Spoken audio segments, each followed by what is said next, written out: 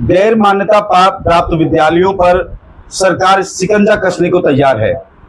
आइए जानते हैं एक विद्यालय के प्रबंधक और प्रधानाध्यापक क्या विचार हैं उनके, और कैसे वो बच्चों को जो विद्यालय उन्होंने खोल रखे हैं, कुछ सिद्धांतवादी जो विद्यालय हैं उनको कैसे अपने बच्चों को आगे बढ़ाने में मदद मिलेगी, और अगर सरकार इस तरीके से एक्शन लेती है तो क्या गुजरेगी उन बच्चों पर, उनके माता पिता पर, कि जिनका विद्यालय, सरकारी विद्यालय हर जगह पर अवेलेबल नहीं है और वो प्राइवेट विद्यालयों में अपने शिक्षा को पूरा कर रहे हैं।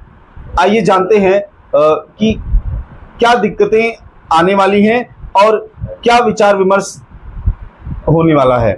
जी, मैं कुंदन कुमार गुप्ता एक शिक्षाविद हूँ, स्कूल संचालक हूँ। मेरा सरकार से थोड़ी सी एक रिक्वेस्ट है।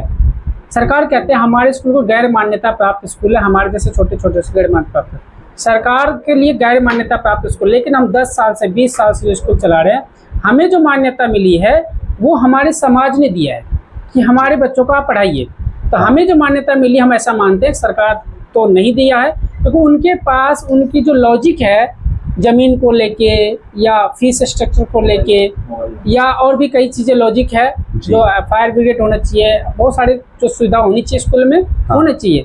लेकिन हम ऐसे स्कूल चला रहे हैं जो कॉलोनियों में चला रहे हैं, कोई सेक्टर में नहीं चला रहे हैं, कोई बड़े बिल्डिंग भवन में नहीं चला रहे हैं। तो हम जो स्कूल चला रहे हैं, हमारे स्कूल में जो बच्चे पढ़ रहे हैं वो मोस्टली अदर स्टेट से आते हैं, जिनकी पेरेंट्स की सैलरी होती है 15,000 20,000। आप खुद समझिए कि 15,000 20,000 जो सैलरी प्राप्त करते हैं एक पेरेंट्स, अभिभावक, वो अपने बच्चों को 3,000 4,000 मंथली फीस कैसे पे कर सकते हैं। और मेरा ये मानना है कि अगर कोई भी स्कूल संचालक 5 करोड़ 10 करोड़ 20 करोड़ की लागत में अगर बिल्डिंग बनाते हैं तो वो 30,000 लेने 3,000 4,000 फीस ले सकते हैं। लेकिन हमारा जो स्कूल है वो 500 गज 600 गज 200 गज में स्कूल चलते हैं, कोई बाय रेंट चलते हैं। और मैंने जो स्कूल खोला है, मैं खुद नहीं खोला है, मैं तो एक इंस्टीट्यूट चलाता था, लेकिन एक पेरेंट्स के अभिभावक के रिक्वेस्ट से कि हाँ आप स्कूल खोलिए, हम आपके स्कूल में पढ़ाएंगे बच्चों को। लेकिन सरकार 2 साल से ये कहते हैं कि ये जो स्कूल है ये शॉप है। जी, अब ये बताइए हमें कितना दुख होता होगा 20 साल से जिस बच्चों को हम शिक्षा दे रहे हैं, कोई बच्चे डॉक्टर बन गया है, कोई बच्चे इंजीनियर बन गया है, तो उन बच्चों को पढ़ाने का काम हम कर रहे हैं जो बच्चों को सरकार नहीं पढ़ा पा रही है, या जो बड़े स्कूल में नहीं जा सकते हैं क्योंकि उनकी इतनी क्षमता नहीं है। सरकार से हम 2 दिन पहले हमारी मीटिंग हुई थी, मुकेश शर्मा जी MLA हैं और तंवर जी सोना के MLA हैं, उनसे हमने अपनी जो हमारे अंदर जो पीड़ा है उनको हम परेशानी है उन्होंने बताया। तो सर ने भी एक पॉजिटिव वे में लिया हमारी बातों को, शिक्षा मंत्री जी से बात किए। शिक्षा मंत्री जी ने बोला कि हम इस चीज़ के मीटिंग रखेंगे 5 तारीख को, इस समस्या को कैसे समाधान किया जा सकते हैं, इसको दूर कैसे कर सकते हैं। तो मेरा ये मानना है कि हम जैसे छोटे स्कूल जिस दिन बंद हो गए सर, बाहर से जो बच्चे प्रवासी लोग जो आए हुए हैं हरियाणा के अंदर, वो अपने बच्चों को नहीं पढ़ा पाएंगे, अपने बच्चों को यहाँ नहीं रख पाएंगे। आप खुद सोचिए कि कोई स्कूल अगर 10 करोड़ की लागत में चलाते हैं तो 500 फीस में नहीं पढ़ा सकते। आप हमारा फीस स्ट्रक्चर देख सकते हैं, नर्सरी क्लास के फीस 600 से स्टार्ट करते हैं और 10th क्लास की फीस 1200 रुपये पे एंडिंग है। आप ये बताइए आज के महंगाई के दौर में इतनी कम फीस में हम पढ़ा रहे हैं, ये पॉसिबल है? तो आपके हिसाब से वो कौन से विद्यालय होने चाहिए जिन पर शिकंजा कसा जाना चाहिए, जिनको बंद किया जाना चाहिए, और जिसकी वजह से ये सारी प्रॉब्लम्स खड़ी होती, जिनकी वजह जो अभिभावकों को लूट रहे हैं?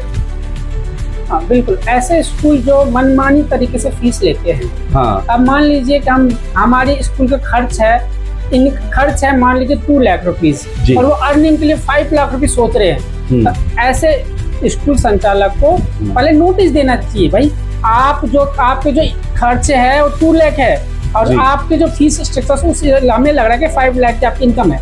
उन संचालकों पे प्रबंध कर सकते हैं, आप उनको शिकंजा कर सकते हैं। लेकिन आप खुद विजिट कीजिए स्कूल और फिर देखिए कि इस फीस में इस स्कूल संचालक को कितनी बजट में हो सकती है।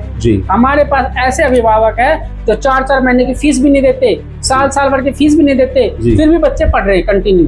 हम तो सरकार से आप ये कहना चाहते हैं कि ऐसे विद्यालय जो अभिभावकों को लूट रहे हैं, जो अनावश्यक रूप से अभिभावकों पर प्रेशर बनाते हैं, पैसे को धन उगाही की तरीके से वो ले रहे हैं पैसे।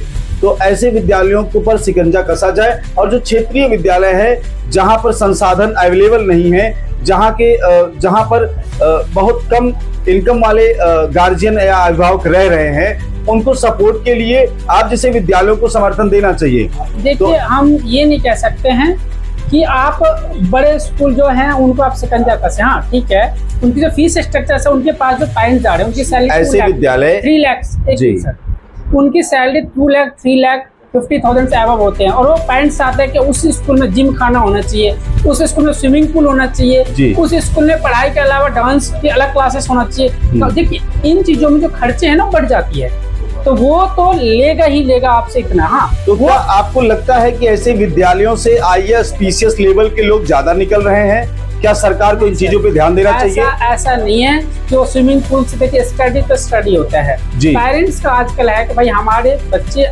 जिसके पास इनकम सोर्स ज्यादा है वो चाहते हैं कि स्टडी के अलावा भी ये सारे एक्स्ट्रा करिकुलम होना चाहिए। तो ठीक है, आप उस लायक है, आप बच्चों को भेजिए, लेकिन हमारे पास जो बच्चे आते हैं ना सिर्फ और सिर्फ स्टडी के लिए ही आते हैं, क्योंकि हम उसको एक्स्ट्रा करिकुलम नहीं दे पाते हैं। हाँ, लेकिन इतना कि जैसे कि नॉर्मल जैसे राष्ट्र के लिए कोई चीज, जैसे हम अभी प्रोग्राम करते रहते हैं राष्ट्र के प्रति, सांस्कृतिक कार्यक्रमों को लेकर के हम जिम तो नहीं दे सकते, स्विमिंग पूल तो नहीं दे सकते।